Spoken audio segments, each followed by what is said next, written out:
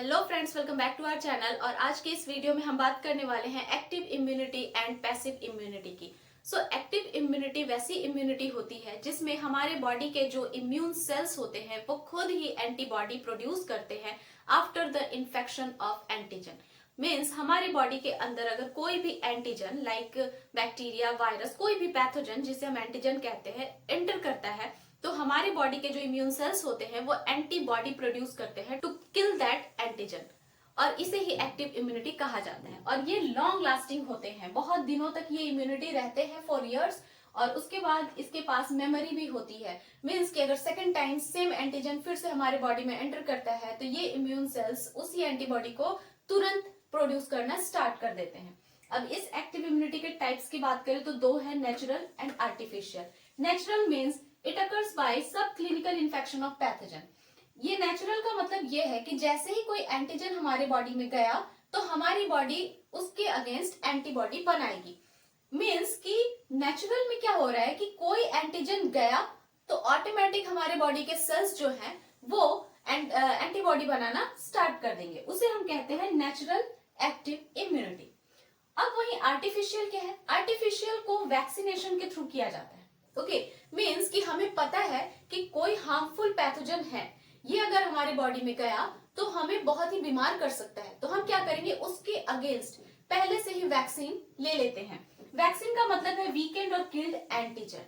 Vaccine में वैसे antigen को बहुत ही वीक फॉर्म में या डेड फॉर्म में, किल्ड फॉर्म में बॉडी के अंदर इंसर्ट किया जाता है। लाइक इसका सबसे अच्छा एग्जांपल है हमारा कोरोना वायरस। ठीक है, कोरोना वायरस के टाइम पर क्या हुआ था कि उसकी कोई भी मेडिसिन नहीं है, कोई भी प्रॉपर इलाज नहीं है, ट्रीटमेंट नहीं है, जिससे बचने के लिए क्या किया जा रहा था कि सबको वैक्सीन दिया जा रहा था। तो वैक्सीन में क्या होता है कि हम एंटीजन के किल्ड फॉर्म या फिर वीक फॉर्म को यूज करते हैं और उसको फिर इंडिविजुअल्स के बॉडी में इंसर्ट करते हैं, जिससे कि उस किल्ड एंटीजन के बॉडी में एंटर करते ही हमारी बॉडी क्या करती है कि उसके अगेंस्ट एंटीबॉडी प्रोड्यूस करती है। तो हमने क्या किया, करवाया कि इसमें हमने एंटीबॉडी प्रोड्यूस करवाया इन्फेक्शन करवा के। मीन्स वैक्सीनेशन के थ्रू हम इन्फेक्शन करवा रहे बॉडी में। ठीक है, तो ये आर्टिफिशियल हो गया। और नेचुरल में क्या हो रहा था कि पैथोजन खुद ही एंटर कर रहा था और बॉडी खुद बना रही थी, इसमें हम कुछ नहीं कर रहे थे। ओके, उसके बाद after vaccination body start producing antibody, तो बॉडी खुद एंटीबॉडी बनाने लगती है। तो ये था हमारा टाइप्स।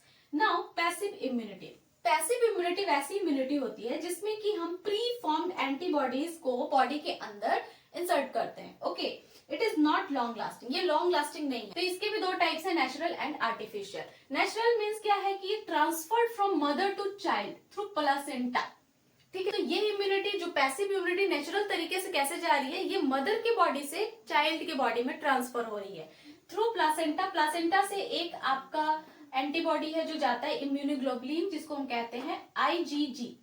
ओके, और ये बेबी को क्या करता है, 6 मंथ्स तक, बर्थ के 6 मंथ्स तक वो इम्यूनिटी प्रोवाइड करता है। क्योंकि छोटे बेबी के अंदर इम्यूनिटी उतनी स्ट्रांग नहीं होती, तो इसलिए मदर के जो अंदर इम्यूनोग्लोबुलिन सेल्स होते हैं आईजीजी, वो प्लासेंटा के थ्रू बेबी के बॉडी में चले जाते हैं और जन्म के 6 महीने बाद तक उसको इम्यूनिटी प्रोवाइड करते हैं। नेक्स्ट है आपका कोलेस्ट्रम। जो फर्स्ट मिल्क होता है मदर का, उसको कोलेस्ट्रम कहते हैं, और उसके अंदर एक एंटीबॉडी होता है जिसे आईजीए कहते हैं, वो भी बेबी को प्रोवाइड करता है इम्यूनिटी।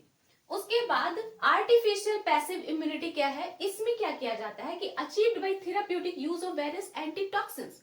इसमें एंटीटॉक्सिन्स, ठीक है, इसमें एंटीटॉक्सिन यूज किया जाता है। लाइक कि एंटी स्नेक वेनम, किसी को सांप काटता है तो उसको फिर एंटी स्नेक वेनम दिया जाता है, वो भी स्नेक का पॉइजन ही होता है, लेकिन उसको कैसे बनाया जाता है, उसको antibody produced in the horse body. ठीक है, हम पहले स्नेक के वेनम को हॉर्स के बॉडी में डालते हैं, बहुत ही लिटिल अमाउंट में। हॉर्स के बॉडी में जैसे ही हम उस वेनम को, स्नेक के वेनम को डालते हैं, तो हॉर्स की बॉडी जो होती है उस वेनम के अगेंस्ट एंटीबॉडी बनाती है, और फिर उस एंटीबॉडी को हम यूज करते हैं ह्यूमंस को ट्रीट करने के लिए। उस बने बनाए एंटीबॉडी को, जो कि हॉर्स के बॉडी में बनी थी, उस एंटीबॉडी को हम डायरेक्ट ह्यूमन को फिर देते हैं जब किसी ह्यूमन को स्नेक बाइट करता है। तो इस तरह से हम आर्टिफिशियल पैसिव इम्यूनिटी प्रोवाइड करते हैं। दूसरा एंटी टेटनस सीरम।